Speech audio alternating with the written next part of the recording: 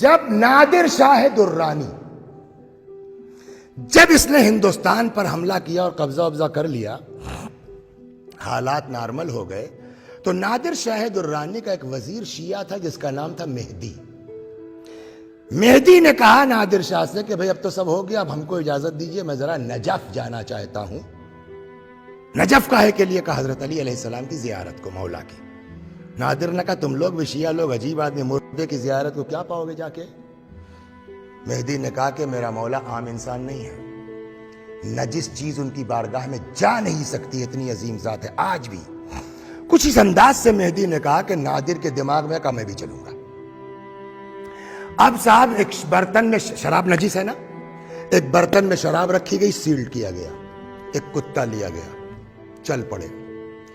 جیسے ہی حرم کا احاطہ آیا، سپاہی اپنی طرف کھینچ رہے ہیں، کتا اپنی طرف کھینچ رہا ہے۔ کتے میں طاقت زیادہ ہے یا یہ چار چار سپاہی کھینچ رہے ہیں؟ زنجیر ٹوٹ گئی، کتا الٹے پاؤں بھاگا۔ کہا یہ بات تو ٹھیک ہے لیکن شراب تو اندر آ گئی ہے۔ مہدی نے کہا کھولو۔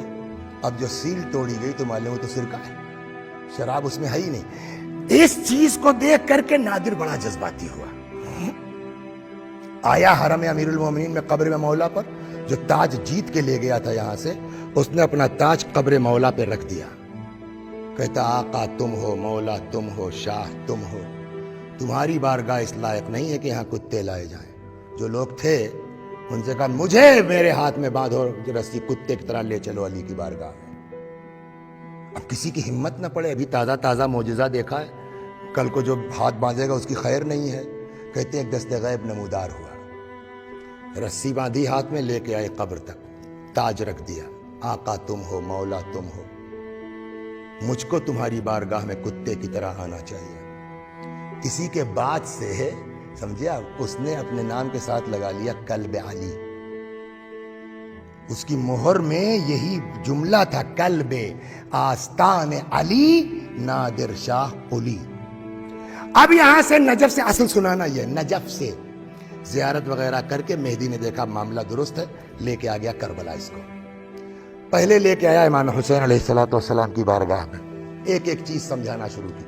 یہ امام حسین کی قبر ہے، یہ علی اکبر کی قبر ہے، یہ حبیب ابن مظاہر ہیں، یہ شہداء ہیں، سب کی زیارت ویارت کروانے کے بعد اب لے کے آیا حضرت عباس کی قبر۔ یہ کس کی قبر ہے؟ کہا یہ حسین کے بھائی علی کے فرزند ابو الفضل عباس کی قبر ہے۔ نادر شاہ کے دماغ میں بات آئی نہیں، کہنے لگا جب یہ علی کے بیٹے ہیں، حسین کے بھائی ہیں، تو جیسے اصحاب کی قبر ساتھ میں ہے، بیٹے کی قبر پاس میں ہے، تو بھائی دور کیوں ہے؟ اب نادر نے، وہ مہدی نے لاکھ سمجھانا چاہا، ان کی خواہش تھی، ان کی وصیت تھی، لیکن اس کی سمجھ میں نہیں آ رہا ہے۔ اچانک، اب یہاں سے سنیے، اچانک شور گریہ بلند ہوا۔ کیا بات ہے؟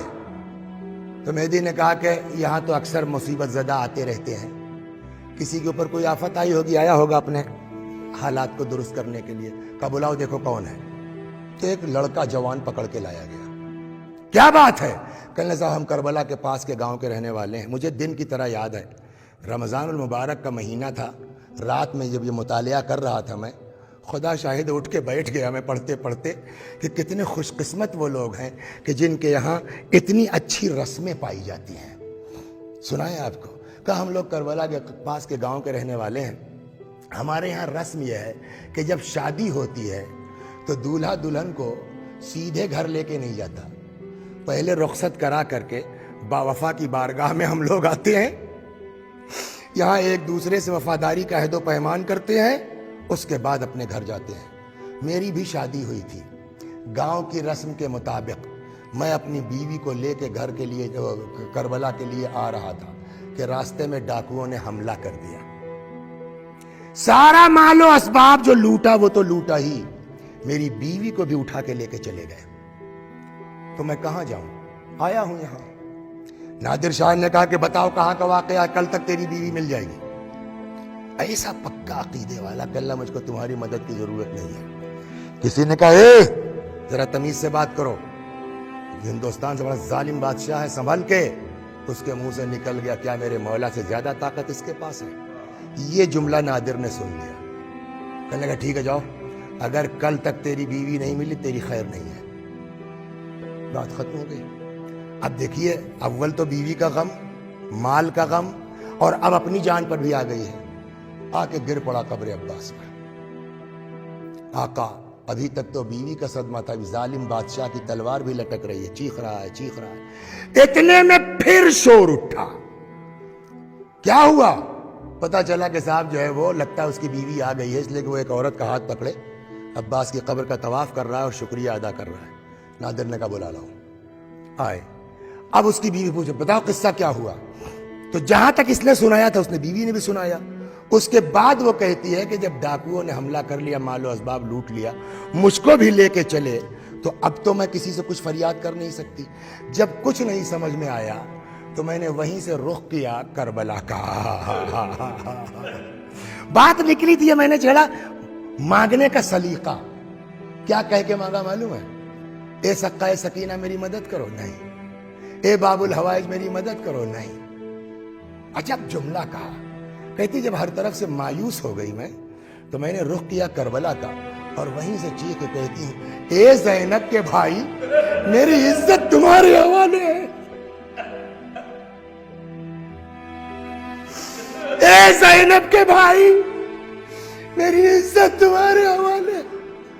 کہتی جیسے ہی میں نے یہ جملہ کہا ایک سوار نمودار ہوا، سارے دشمنوں کو تہہ دیکھ دیا. اچانک کیا دیکھتی ہوں؟ کربلا میں عباس کی قبر کے پاس اپنے شوہر کے قریب کھڑی ہوں. اللہ اکبر. بس بات وہی ہے، مانگنے کا سلیقہ. اس لڑکے کے ساتھ